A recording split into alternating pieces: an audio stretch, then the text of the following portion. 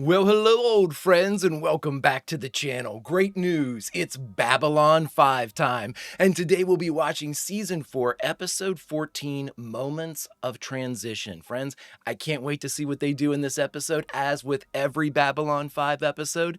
So wait no longer, we shall. If you could do me a quick favor, though, and hit that like button, smash that subscribe, ring that bell for notifications. It greatly helps out a small channel, and it allows me to alert you next time it's time for Babylon 5 or any of our sci-fi fare. And of course, if there's anything that we do that you would like early or in its full-length format, the link to our Patreon is in the description. And if you're not a fan of Patreon, consider YouTube memberships. You'll get all of our episodes at least a day early. But my dear, dear friends, all that is then and this is now. And what is now? Now it's time for Moments of Transition, the 14th episode of the 4th season of the one and only Babylon 5. Prepare to engage maximum warp reaction. And away we go!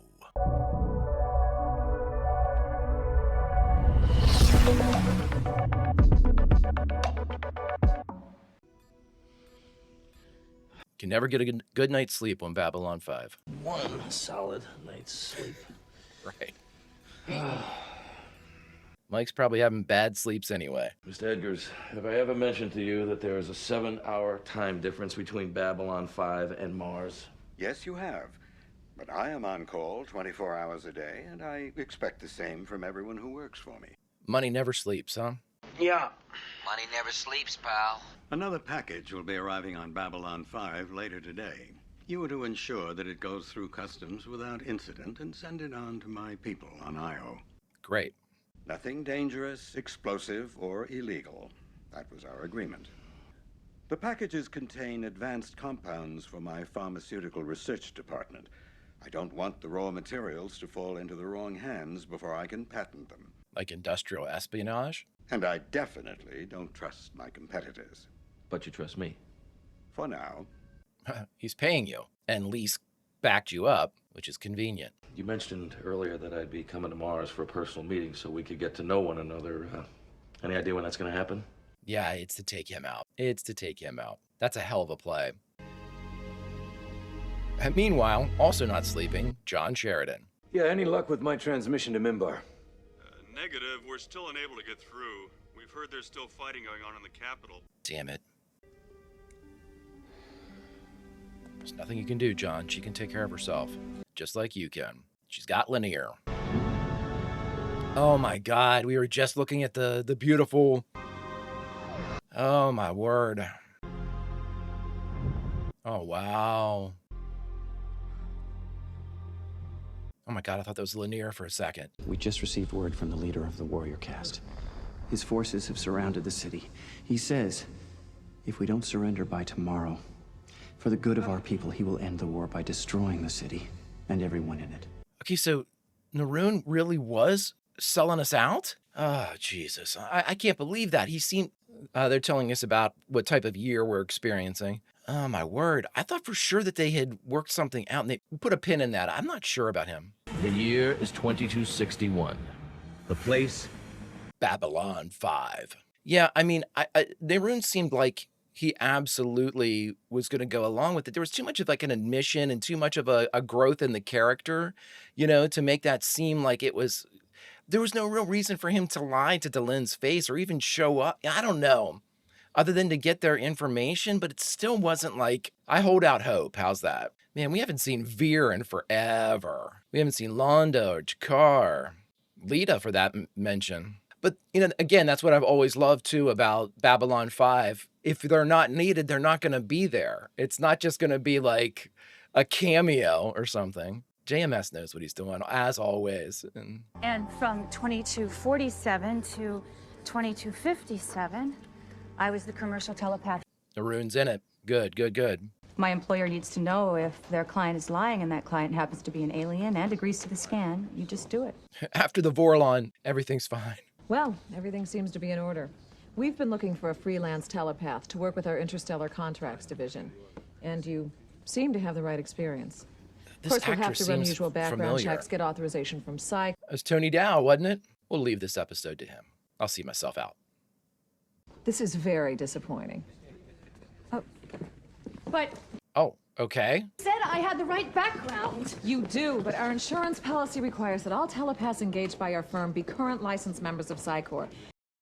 I am sure there is some way we can work this out. No. If it's insurance, yeah. Perhaps in the future, when you rejoin Psy-Corps, we can discuss this again. Until then, I'm afraid there's nothing I can do. Good day. It's a good delivery. That actress is very solid. I don't mean that to sound surprising. Sometimes some peripheral people don't hit the Babylon 5 standards. They were hoping I would organize our caste against you. But I could no sooner move against the leader of my caste than I could grow wings and fly across the moon. Our people need leadership, not dogma. Action, not meditation. They assumed they were our equal in all things. Yeah, but you all haven't fought at all. But we all die, Naroon. Only the timing varies. Huh. They will be reborn into the next generation of Minbari. Perhaps even as warrior caste. Interesting workaround for murder. Remember, it was the religious caste that got us into the war with the humans. Then, after many of our caste died fighting it... Called it off, yeah. Delenn speaks for the religious castes now. She values life above all things. Oh, to the horror. As she sees her caste dying around her, she will have no choice but to surrender. Oh, you've dramatically underestimated Delenn. We fight because it is our nature. It is the calling of our heart. Uh-huh. For a warrior, death is simply the release from our obligation. With the backdrop that the cast didn't engage in the Shadow War. It was the religious cast that was manning all of the White Stars because these guys wouldn't do it. So, yeah, I love the bravado talk now. It's great. We'll take care. Oh, boy. Oh, boy. What is it? I thought you should see this. Oh, shit. Not so soon, Mr. Bester. Seemed like forever. Seemed like forever? My business isn't with you or the command staff. I'm here strictly as a representative of the Psy-Corps. Lita. Personnel matters that are none of your concern. Lita. As hard as it might be for you to grasp this, I do have a life that doesn't involve Babylon 5, Sheridan, Ivanova, or anyone else on the command staff. Well, I don't think Mr. Allen, I'd remind you that this is a free port. At least that's what Ivanova keeps saying on this so-called voice of resistance. Oh, you've been watching. Mr. Allen seems to be under a great deal of stress. I don't think he's eating right. Make sure he gets enough fiber. That's always important. Humanity is my business. Marley to Scrooge. Dickens. A Christmas Carol. Oh, for God's sakes. It's good to see they're continuing the fine tradition of hiring from the shallow end of the gene pool. Bester. Oh, my God. Garibaldi. Michael, wait. That was a great shot. Zach coming in from the catwalk. Some guy handed you a package back in customs. Where is it? I don't know what you're talking about, Zach. Oh, by the way, I like the suit. It kind of reminds me of the one I used to have. Okay, now that's enough. There's a rumor going around that you're working for William Edgars. Damn. He's one of the 10 richest guys in the Alliance, but there's not one single picture of him anywhere. No picture of Edgars. Nah, they're using Lise to get Mike close to Edgars to take him out. Yep, oh, amazing. Is that honest, Michael? Yeah, it's about as honest and lawful as breaking away from Earth Alliance, taking over military equipment, starting our own little empire out here. Just keep doing your job, Zach. Hopefully, when this is all over, we can have a drink and everybody can sort of apologize if Mike is somehow able to get out of this. I don't have a lot of hope. Tell the warrior caste that we are prepared to surrender at a time and place of their choosing. Is this all part of the plan? Look at me. I mean, this could easily be actual surrender, and I still think she's got something up her sleeve. I can't not do it. Of Starfury pilots sent to conduct raids against Proxima 3 in hopes of forcing them to accept President Clark's martial law decree have defected. Really? Star Fury squad defected. Medical colonies at Beta Durrani. Ah, she could see him. All those channels and nothing worth watching. If you've got something to say, say it and get out. I don't think you're a P5. A couple of the corporations you approached called us about a reference. Naturally, we couldn't provide one since you'd gone rogue, and I mean, Sheridan and the others, they have this whole support mechanism. They draw their salary from the docking fees paid by alien ships. Their meals and clothing are all free. Never thought about that for Lita. I mean, being a freedom fighter, a force for good, it's a wonderful thing. You get to make your own hours, looks good on a resume, but the pay sucks. He's such an asshole, I love him. I won't go back. I'm not asking you to. Freelance? We have a category for deep cover agents. Only a few of us have access to it. I can add your name without too much trouble. You'd be able to work again, make a living. In exchange for what? Well, you'd have to wear the symbol, of course, and... Ooh. And? Well, there is just no delicate way to say this. I want your body. What? Are you out of your mind? That's a very funny question to ask a telepath, since we spend so much of our time in other people's minds. You don't have to explain it to Lita, I don't think, bud. It gives me the right to your body after your death. Now, in case you're worried that I might do something to speed that process up, we both know you've been altered. I don't know how, but I think I know by whom. The Warlons found some way to enhance your abilities, didn't they? They sure did. That secret dies with you. It's a waste. Surely even you can see that. Oh boy. I'm offering you a chance to put your life back together on your own terms. It's not a bad deal. I've never understood why John has been so antagonistic with Lita. I'll be here a few days, just in case you change your mind. I mean, she's such a valuable asset at the very least. Even if you don't care for her, she's an incredibly valuable asset. I mean, point to another telepath that you can call to help you. I mean, some Minbari, I guess. I chose the Temple of Vareni for their surrender. Why there? That is where disputes between the castes were settled in the years before Valen and the Council. Also, it is equipped to send a record of their surrender throughout Minbar. That will help to discourage any dissension. This is part of the plan. Come on. What shall we do about Delenn? I know how she thinks. She'll go along with this for now, but in time, she will start working against us. So we're gonna kill her? Once we have restored peace, she will return to Babylon 5. I believe we can guarantee that her ship will never reach its destination. Naroon, I have faith in you, buddy. I think that was a legitimate conversation you had with Delenn. Hi. It's Zach. I was just having some dinner if you'd care to join me. I can't. I gotta be in 5 places at the same time. Smells great, though. I figured better I should do it than some stranger. Station Resources want you to move to smaller quarters. Oh my God. This is insanity. Well, until last month, this place was paid for by the Vorlon government. Now they're gone, and you don't have any regular income. They're nice. Intimate. Small. All right. I mean, yeah, she can't really argue. I'm sorry I bit your head off. You're right. I'd rather hear it from you than somebody else. I might have fried their brain. You, Zach, get a pass. Because, I've got a favor to ask you. Oh boy. Scam Mike. I want you to scan Mr. Garibaldi for me. I assume this is with his permission. It is not. Zach! Look, ever since he got back, he has not been acting the same, and I need to know if he's all right upstairs. Ooh, this might be a good thing, Zach. Can't you at least poke around a little bit by accident? No! But Garibaldi, he's the first person I met when I got here 5 years ago. Oh, I need the money, but I can't do this. I think he's in trouble. I'm sorry. I didn't mean to upset you. I had to at least try. Damn, Zach, you probably would have uncovered something there. I need a job. Short, sweet, to the point. Wish more of my clients were like you. Please, sit down. I don't have anywhere else left to turn. Lita, the way I work, I don't use telepaths. If I hire you, I annoy Bester. I like the thought of that. What's your empathic range? Well, officially, 20, 25 meters. Unofficially. Oh boy. I mean, she reached all the way to Zahadum in a ship, so... All right, look, it's gonna have to be a small retainer until we see how things work out, and it's coming out of what I get, so it's not gonna be much. Well, well. Mr. Garibaldi. Son of a bitch. Not retired, I just went independent, that's all. Why? You're looking to hire somebody to find out what happened to your personality? I know where it went.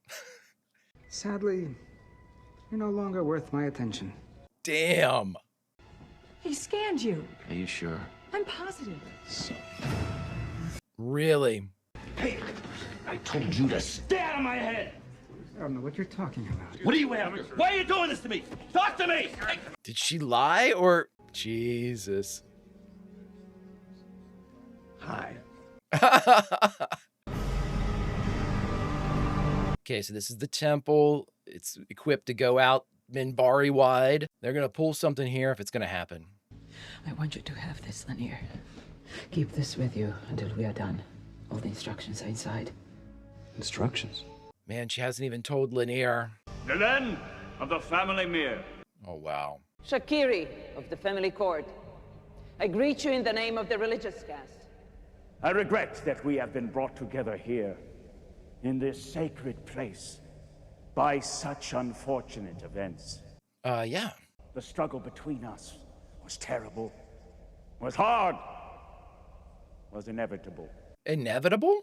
Do you speak for the whole of the religious caste, Dylan? I do. So have the workers been sitting this out? The religious caste surrenders. Are those people or statues at the very top? I think it's statues. You have all heard it! Why don't you gloat, buddy? Now we rebuild the Great Council into a warrior's council. Excuse me. I said that we surrendered. I did not say that we gave up our sovereign rights to form a new government. Dukat said that in every battle, one side or the other must surrender eventually. It is the natural order of things. There's no dishonor in that, no shame. We recognize the superior forces of the warrior caste. We have, after all, spent several centuries arming you. Oh. Then you acknowledge we are stronger. Stronger, yes. But wiser. Everybody has their strengths. This is where we chose our leaders before Valen.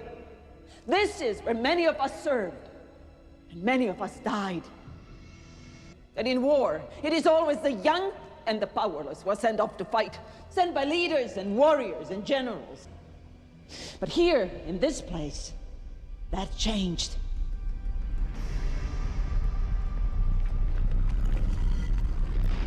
Whoa. If the warrior caste has set aside the wisdom of Valen, they wish to return to the old ways, and they must honor the laws set down by the ancients. The leaders of each warring caste would step into the circle. The starfire wheel would open, and its fire would begin to consume them. Those who did not deserve to rule, who would not sacrifice themselves as they asked others to do on their behalf, would escape the fire. That would determine which caste would be dominant among us. This is a violation of... It is the tradition of our people. The warrior caste began the war. The religious caste has ended it. And now we say, we are willing to endure the starfire wheel for the good of our people. Wow. What's that do? I mean, I'm assuming it burns. Valen said, will you follow me into fire? Come on, buddy. You wouldn't even fight the shadow. Yeah, he's not getting in there. Nope. Done is done. We cannot leave the circle now. You have my instructions. Carry them out. Shakiri, you do not follow. Does the warrior caste concede leadership? This proves nothing. Our entire world is watching, Shakiri. Yeah. If you believe so much in your caste, step in. Easier to send others out to die for you. Woo! This is madness! I refuse. You said that a warrior does not fear death, Shakiri. Oh. Why then are you afraid, Shakiri? Have you put your own importance above our people? Do you take their side? I speak for my people. Yeah. They are waiting for your answer. Yeah, what are you gonna do, man? You've already pretty much shown your ass here. Really? Look how he's immediately affected, and she's been standing in this shit. There are other ways! You should have explored them before you tore our people apart! You should have explored them! Oh, I love it. No! No, you're never gonna beat her, buddy. I do not understand.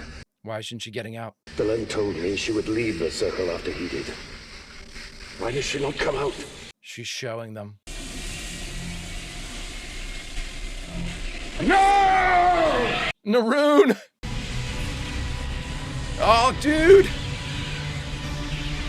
Look at him, man. Go, dude! I was born warrior craft, but I see now the calling of my heart is religion. Oh. Listen to her. Get out of there, dude. Oh, no, dude. Oh, my God, man. Oh, my God, like a champ. Good morning, Mr. Garibaldi. Mr. Edgars, you gotta stop! I understand you've just hired a telepath. Yeah? And you're paying her out of the retainer I pay you? You're to fire her effective immediately. What? Why? I do not trust telepaths. This serum that you've been working on is supposed to help telepaths. If you don't want to help them, then why the hell would... I may develop a serum to help lab rats. That does not mean I want to employ them. Oh boy. You're gonna push her right back into the arms of Psycor. Personal log, Bester. Personal log. Get out of town. By provoking Mr. Garibaldi, I've put him even further at odds with his former associates, and further on the path I need him to follow. What I came here to get, I got. Even her. Yep, I knew it. That's pretty much confirmation Psycor's behind Mike. Let us get this over with.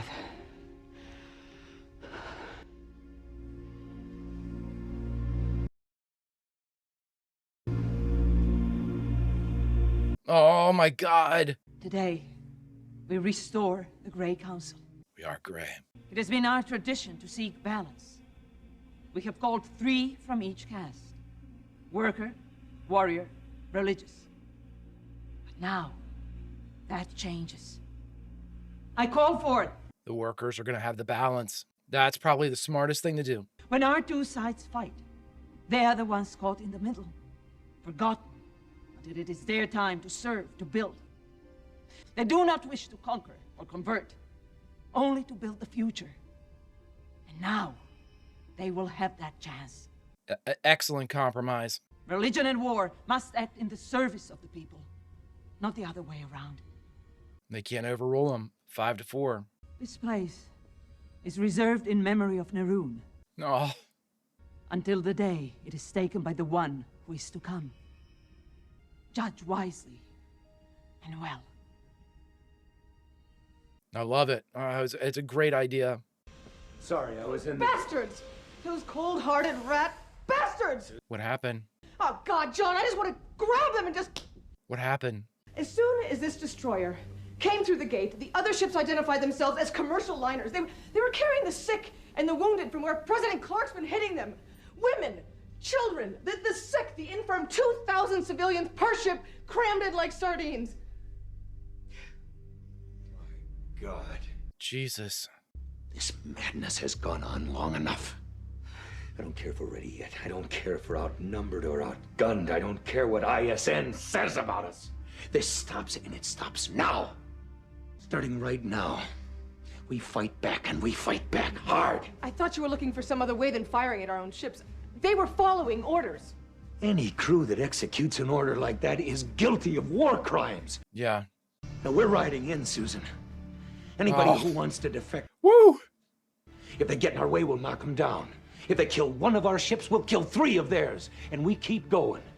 We'll never slow down, and we won't stop.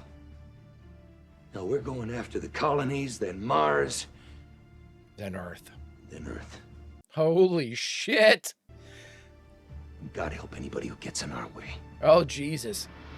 Get the nukes away from John, everybody. All right, everybody, we just finished watching the 14th episode of Babylon 5's 4th season, Moments of Transition, and the only thing left to do is talk about it. All right, everybody, we just finished watching Moments of Transition, the 14th episode of the 4th season of Babylon 5. All right, well, take your places, hit your marks, everybody. On your mark, get set, go, because it looks like we are absolutely back at it now. So we've had like 10 whole episodes of downtime.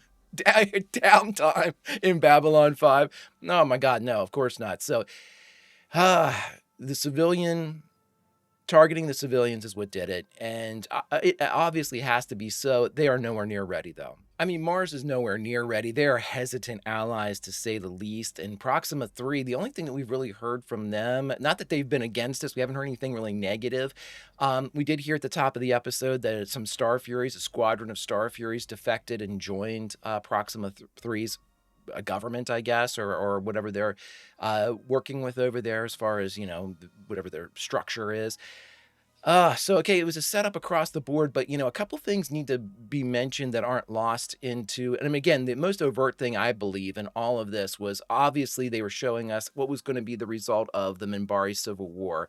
And reestablishment of the Grey Council is paramount, not only for Minbari, but also, or for the Minbari people, but also for the galaxy at large. We need to have we can't have a fractured Minbar. We have to have solidarity, because they're our strongest you know, I would guess they're our strongest group that we have as far as tech, as far as the ability to deploy. I mean, they tore through EarthGov on their route to Earth, you know, only pulling away from the Battle of the Line because they were told to by the religious caste. So I haven't seen anybody. I mean, I guess maybe the Centauri, I'm not really sure.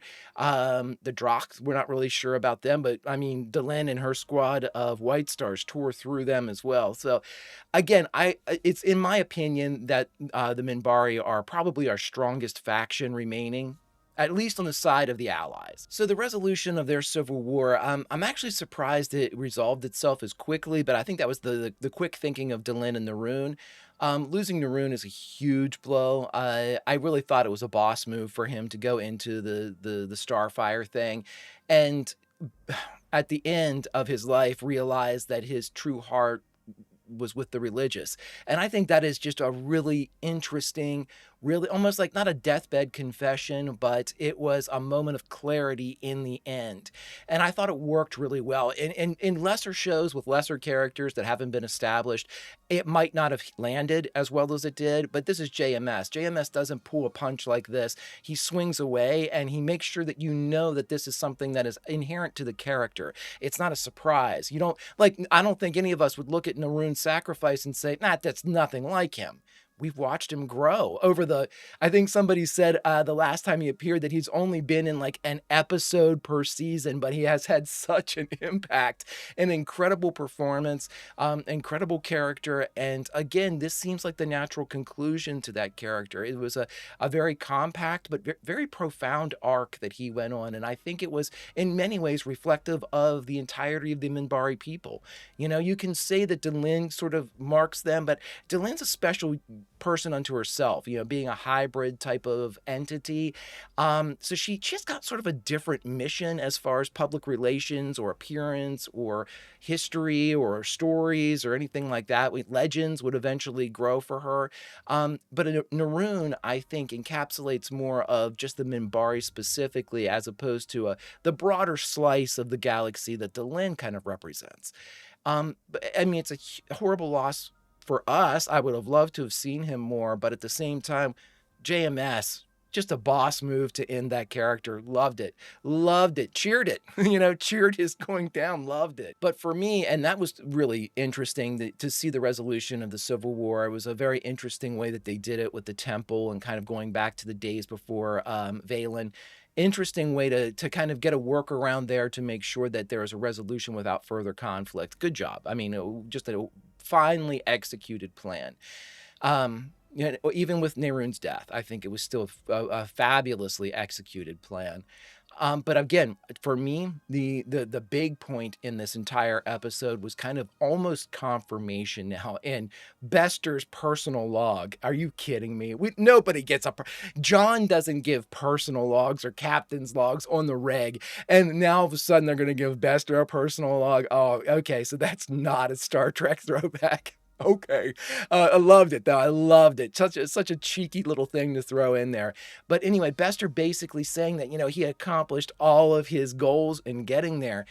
To me, that was confirmation that at the very, very least, EarthGov is in charge of what happened to Mike. it's almost a 99% chance that it's Psy-Corps who was, the hand that manipulated Mike whenever he was captured. They absolutely did the conditioning for him, implanted whatever personality altering, brainwashing, coded activation, whatever it happened to be, they're behind it 100%. So if that's the case, this is an expert move by JMS. I've mentioned it before in speculation, but now it's starting to sort of really solidify in front of us in that William Edgars was the hit all along. William Edgars was the target all along, and Mike had nothing to do with his involvement with Babylon 5, John, anybody, the command crew, no, it had nothing to do with that. It was his relationship with Lisa is the one that kind of lent him to be the bridge to get to William Edgars. And now that we're finding out that no pictures exist of him, that he's not a public figure, that he's super secretive, that he has all these kind of walls between him and the general public. I mean, it's just so deliciously done. JMS absolutely pulled the wool right over my eyes. I'm thinking, okay, well, why would they have Michael give up his commission when he was so ingrained in Babylon 5?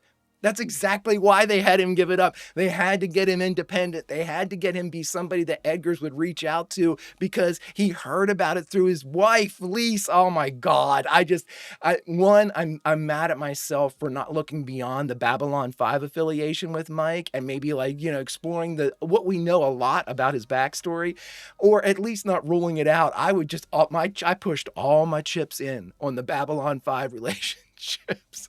Like a chump. I didn't even think about it. JMS, you got me, buddy. And it won't be the last time, nor was it the first. But boy, oh boy, this one hurts a little.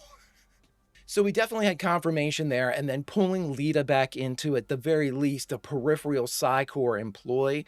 I mean, and again, I lay a lot of this blame, not necessarily on John's feet. John has a lot going on. John has never liked Lita, though. John has never, at the very least, he's treated her poorly for reasons I'm not necessarily sure. But you think that before Mike had retired or resigned, or, in the events, not necessarily right before, but, in the events when he was still head of security, he would have said something about Lita, like, hey, you know what? We really need to bring her on the payroll, because it's not like we haven't had questions about pay before, where, I've even brought him up with Mike whenever he went freelance. How can he keep his room? Is it still his same quarters? We had everything that went on with Susan and John, how they were going to have to start paying for their stuff. So we've had an establishment of the idea that, homes aren't free here on Babylon 5. And Lita should have been a consideration. It might not be something that they remembered immediately just because of everything that was going on, but you would think at some point they would go, oh my God, yeah, just tell Lita, we'll cover her bills. She's on retainer for Babylon 5 for any time that we need her. I just think that is not necessarily an oversight that you would think couldn't happen. In fact, I think it would be very realistic that they would just forget about that because they're not presented with it.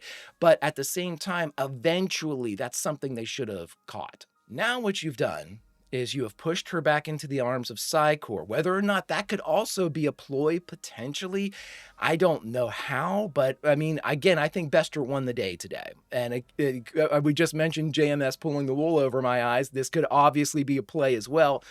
I don't think so, though, simply because with Bester involved, you have to be aware that he would read if he was being shielded. I think he would, or manipulated, or someone was, making him think that he saw a lie, those types of things. I think that he would be able to kind of suss that out eventually. And if not, it's a huge risk to take without really, there didn't seem to be a lot of interaction with all of this. It's not like John went to Lita or even Zach went to Lita.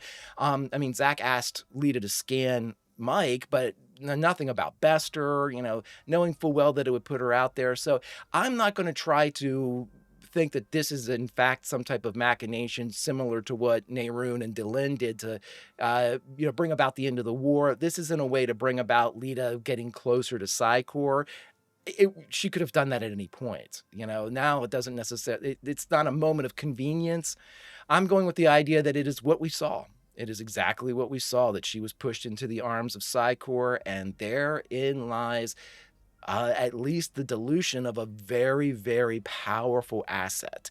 And the more that she's pushed away, I don't know. I'm not saying that she would ever go back to Psy-Corps, but I mean, what's to prevent Lita from just quitting Babylon 5 at some point? I mean, these are all things that could happen, and there's just a lot of things have slipped through the cracks, friends, and I'm not sure they can afford to have many more do the same. If you could do me a favor, hit that like button, smash that subscribe, ring that bell for notifications. It greatly helps out a small channel and allows me to alert you next time it's time for Babylon 5 or any of our sci-fi fare. And of course, if there's anything that we do that you would like early or in its full-length format, the link to our Patreon is in the description. And if you're not a fan of Patreon, consider YouTube memberships. You'll get all of our episodes at least a day early. But all that was then and this is now, my friends, and now unfortunately it's time to say goodbye from this, the 14th episode of the 4th season of the beautiful Babylon 5, Moments of Transition. But where should we say goodbye from? Because once again, our reward for being the Greek chorus, you all have been spreading the tale of Babylon 5 for years, and I am joining your ranks. Our job is to continue the evolution and expansion of JMS's great narrative, and thus we become a vitally important part of that narrative. And our reward for our job is to jump back into the episode we just watched and say goodbye from a favored scene. And friends, again, most of these are selfish for me, but you all know my love for the Grey Council. I think they are fantastic. I absolutely love the new allocation of 5 to 2 to 2. A great compromise, a fantastic workaround.